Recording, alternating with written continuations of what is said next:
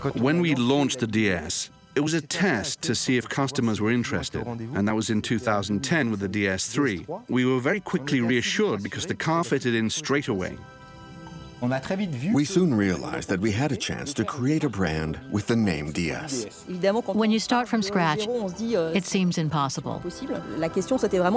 How do you establish a brand in a market that never asked for it? When Carlos Tavares joined us, one of his first announcements was to say that in the PSA group, there were now 3 brands: Peugeot, Citroën, and DS.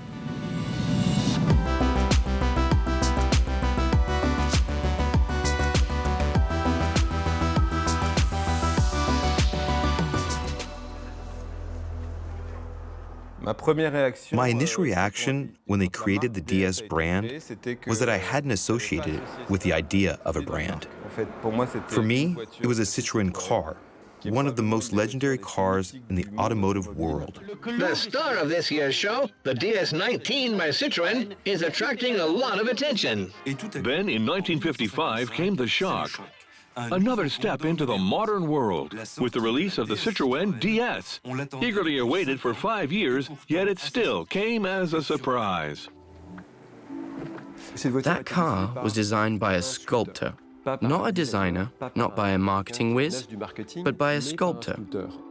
As you can see on the DS that's just behind me, the outline is remarkable in its fluidity, its simplicity.